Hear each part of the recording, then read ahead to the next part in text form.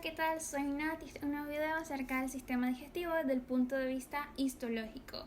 Este tema es un poquito extenso, así que lo vamos a dividir en dos partes. La primera parte abarcaría el tubo alimentario que va desde el esófago hasta el intestino grueso. Y la segunda parte hablaremos acerca de sus glándulas. Para comprender el sistema digestivo hablaremos acerca de su función general de cada porción del tubo, también de su organización histológica en capas y subcapas. Vamos a recordar los tejidos básicos que hemos visto anteriormente y asignar según la función a la localización los tejidos básicos que unidos van a formar el sistema digestivo. Hablemos un poco acerca de este tubo alimentario. Aquí en esta porción es donde se agita, se va a licuar y se va a digerir el alimento. También hay absorción de nutrientes y agua. Esta es la eliminación de componentes no digeribles y va a medir unos 9 metros de largo. Se va a dividir en el esófago, estómago, intestino delgado con sus 3 porciones, duodeno, yeyuno e ilion, y también el intestino grueso con sus porciones del ciego, colon, recto, conducto anal y apéndice. Como les había dicho antes, hablaremos acerca de las capas histológicas. La primera sería la mucosa, esta en azul. La segunda, la submucosa. La tercera, la muscular externa. La cuarta, la serosa o adventicia. Y este sería un corte histológico del esófago. Aquí hablaremos acerca de la función de los tejidos básicos en la actividad digestiva.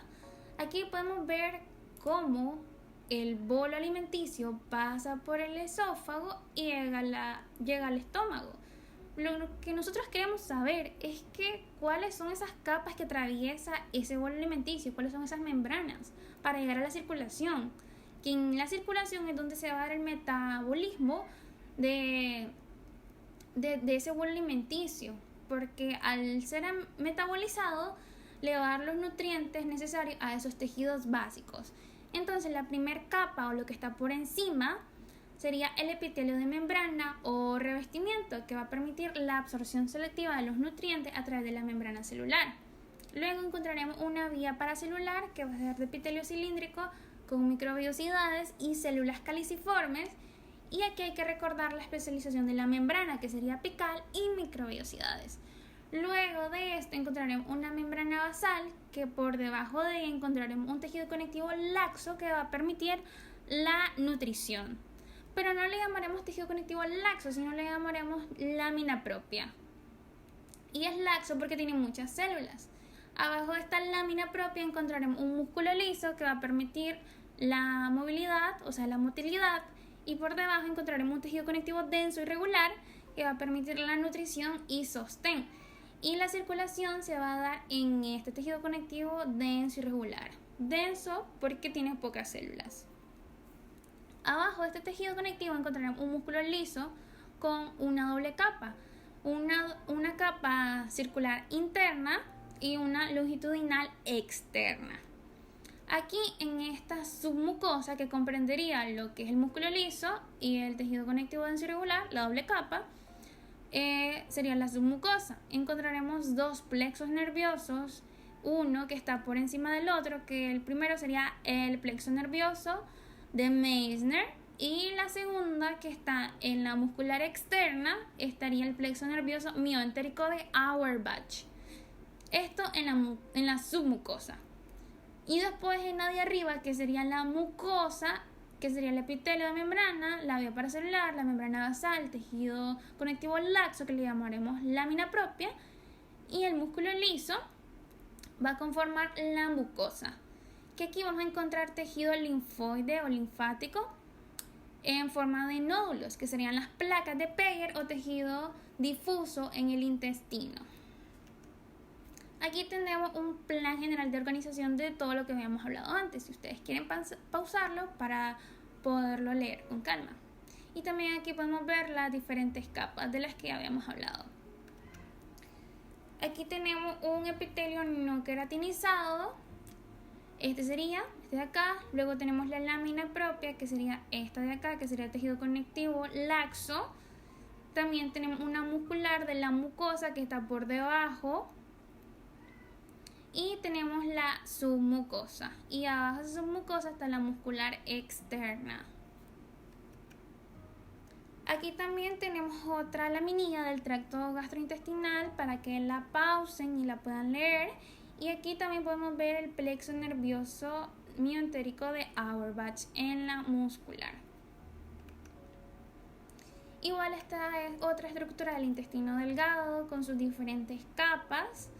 Y pues para que lo puedan leer con calma. Aquí podemos ver vellosidades intestinales. Es una bonita imagen en donde podemos ver el epitelio cilíndrico simple con microvellosidades y células caliciformes. Serían estas células de acá, son caliciformes porque tienen forma de cáliz. Y aquí esta zona blanca sería la lámina propia. Y estos como vasos serían los vasos quilíferos, que son grandes vasos linfáticos productos de material de absorción y grasa. Ahora hablaremos acerca del esófago, que sería la primer porción de este tubo alimentario. Es de epitelio plano estratificado, no queratinizado. También encontramos células de Langerhans, presentadoras de antígenos. También tiene su lámina propia, que aquí vamos a encontrar glándulas. Y también vamos a encontrar vasos sanguíneos, que son estos que están por acá. Y estas glándulas de las que yo les hablo son las que van a producir moco para proteger el esófago del paso del bolo alimenticio. Y también encontraremos la muscular de la mucosa, que va a ser tejido muscular liso, que solo va a tener la capa longitudinal externa, no la circular, solo la externa. O sea, la longitudinal externa. En el esófago, en su submucosa, podemos ver las glándulas esofágicas de las que ya les había hablado. También podemos ver los núcleos en la periferia y pues se pueden ver un poco mal teñidas. Aquí tenemos un texto del que nos habla de toda la organización del esófago.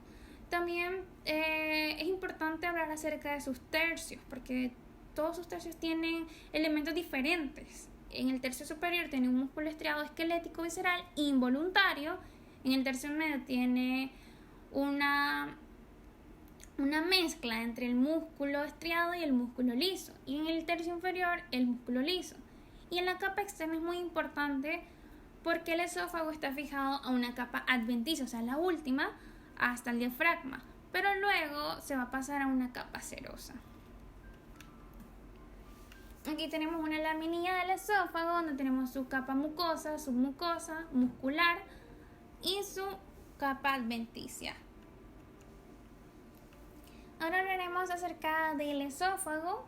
Este posee glándulas fúndicas, son tubulares, simples, ramificadas, y también el estómago va a intervenir en la digestión por la acción del jugo gástrico.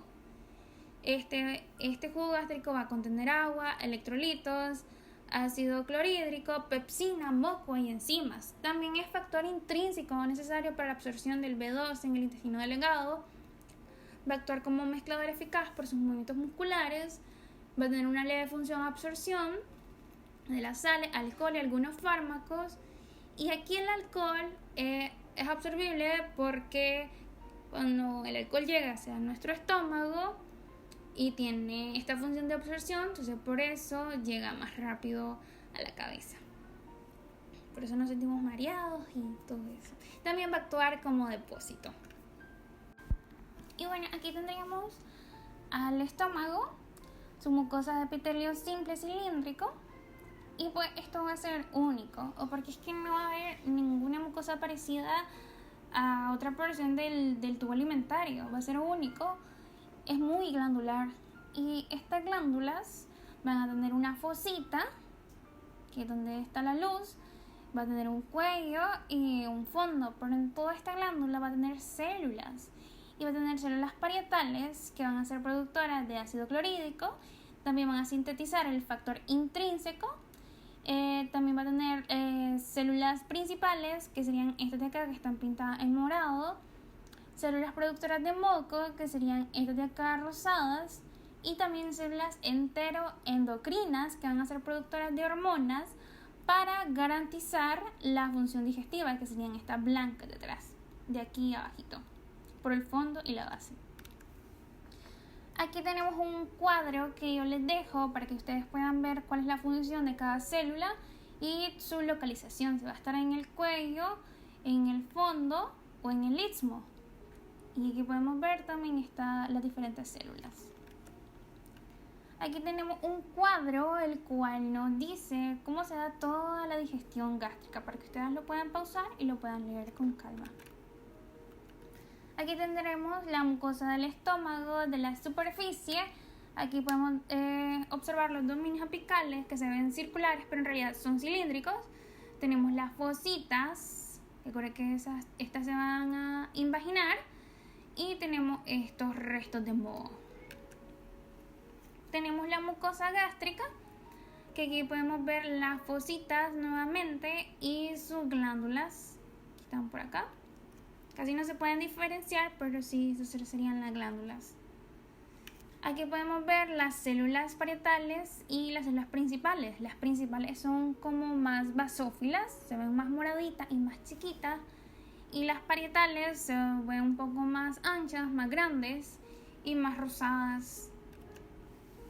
Aquí podemos ver otra vez las células, las principales y las parietales serían todo esto rosado que ven por acá. Aquí podemos ver la mucosa gástrica nuevamente con su capa.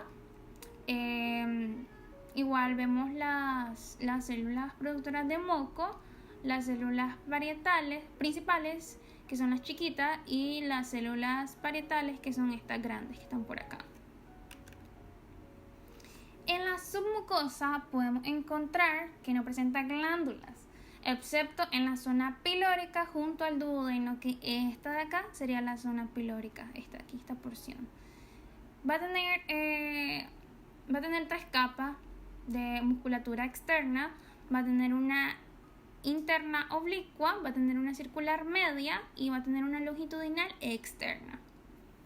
En el píloro, en esta parte de acá, va a encontrarse una capa muscular del plano medio que está bien desarrollada y forma una banda gruesa que rodea el orificio de salida del estómago, que se le va a llamar esfínter pilórico.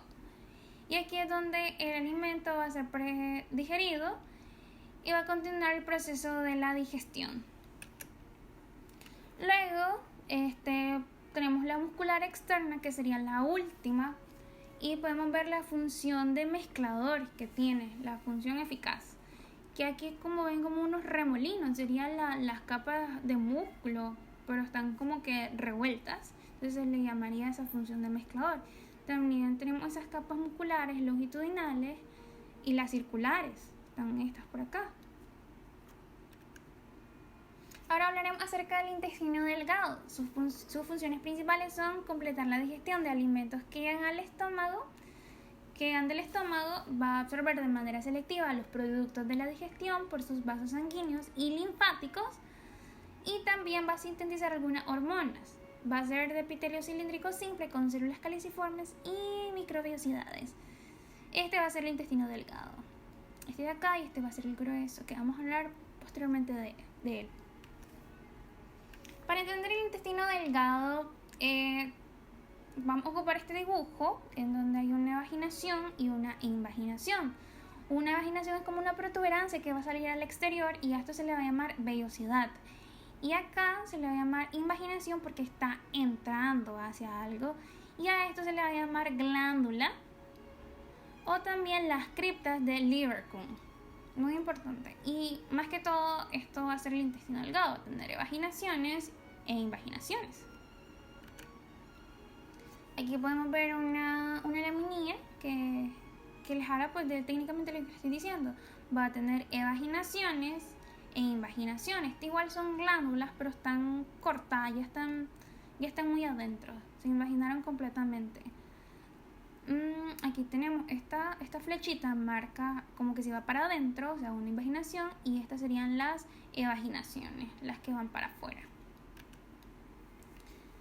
El intestino delgado va a tener glándulas que suministran la secreción de jugos digestivos, Y el moco va a estar dividido en 3 sitios generales. Va a estar por fuera del intestino, o sea, el páncreas va a ser excreción exocrina. En la submucosa van a estar las glándulas de Brunner, que solamente van a estar en el duodeno, estas glándulas de Brunner, solo en el duodeno. Y en la lámina propia va a estar las criptas del Lieberkühn, que van desde la superficie entre una y otra vellosidad casi hasta llegar a la muscular mucosa. Aquí podemos ver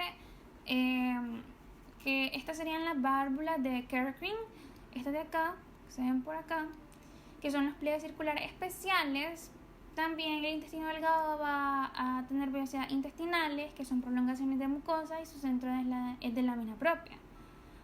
Igual mencionaremos los epiteliales con microvellosidad en la superficie, y pues las distintivas criptas de Lieberkühn, que son invaginaciones, como ya habíamos dicho. Aquí pues como les decía, en el duodeno van a estar las glándulas de Brunner, que solo ahí van a estar solo en esa porción. Aquí están las diferentes células y podemos ver que en esta parte, en la cripta de Lieberkühn, van a estar unas células de Paneth. Van a ser muy importantes, puede ser pregunta de prueba, quién sabe. En el duodeno encontraremos una capa muscular externa. Y aquí podemos ver el plexo nervioso de Auerbach, que es uno de los que habíamos hablado anteriormente. En el intestino delgado podemos ver las válvulas de Kerr-Green, que son los pliegues circulares de la mucosa. Y también podemos ver esto de acá. Esto de acá son las evaginaciones, que como ven son las que salen, son estas que salen. Y estos serían las válvulas. Creo que me he equivocado. Bueno, aquí tenemos las microvellosidades del intestino delgado. Serían esto de acá. Si yo les digo microvellosidades, son evaginaciones que están saliendo. Y en medio de esas microvellosidades tenemos los vasos quilíferos. Y esto que está por acá sería tejido conectivo laxo, o sea que tiene muchas células, y es lo que le llamamos la lámina propia. En la mucosa del yeyuno, de acá, podemos ver las criptas de Lieberkühn, también la muscular de la mucosa, que está por acá, el tejido conectivo denso y regular, que está por acá, que va a tener vasos sanguíneos y vasos linfáticos, la muscular externa, que está por acá, que va a estar de forma longitudinal. Aquí va a tener un corte transversal de esa misma muscular. Y tendremos la capa serosa con puntos del mesotelio. Aquí tendremos unas diferencias regionales del intestino delgado para que ustedes las lean. Y igualmente para que se aprendan qué características las diferencian de cada una. Ahora hablaremos del intestino grueso, que sería esta parte de acá. Va a carecer de vellosidades. Yo digo vellosidades, o sea que no va a tener evaginaciones, solo va a tener invaginaciones. Pero sí va a tener microvellosidades, no son igual estas dos. Y las criptas de Lieberkühn, como yo les digo, son invaginaciones, no son evaginaciones. Y va a tener más células caliciformes. Va a ser de epitelio cilíndrico simple, con microvellosidades y abundantes células caliciformes. Aquí podemos ver un corte histológico del intestino grueso con sus diferentes características. Aquí tenemos las diferentes células que tiene el intestino grueso para que ustedes las puedan leer. Y aquí donde podemos ver las criptas de Lieberkühn, no vemos evaginaciones, que aquí no hay más de estos cositos que se hacían acá. Ya no hay más, solo hay invaginaciones, o sea que se meten. Aquí tenemos una capa muscular de la mucosa. Aquí tenemos la submucosa. Aquí están con los espacios vasculares y la capa circular del músculo liso. Y aquí tenemos glándulas cortadas transversalmente. Son las mismas, solo que están cortadas transversalmente. Y bueno, aquí podemos ver las diferentes planillas del intestino grueso. Aquí podemos ver sus glándulas intestinales, su submucosa, su túnica muscular. También tenemos la muscular de la mucosa que está por encima de la submucosa. Y aquí podemos ver un plexo nervioso de Auerbach, que está ubicado en el intestino grueso. Y aquí vendríamos a ver el apéndice vermiforme, que estaría en la parte del ciego. Y pues la verdad es que las capas son iguales, lo único que va a diferenciar esta porción es de que tiene nódulos linfáticos. Y aquí les dejaría las diferencias que hay entre el intestino delgado y el intestino grueso para que ustedes las lean. Y eso sería todo. Muchísimas gracias por ver el video. Y pues si necesitan las diapositivas, pues con mucho gusto yo se las comparto. Solo me mandan un mensaje y se las regalo. No hay problema con ello. Bye. Y si pueden compartir el video, muchísimo mejor. Bye.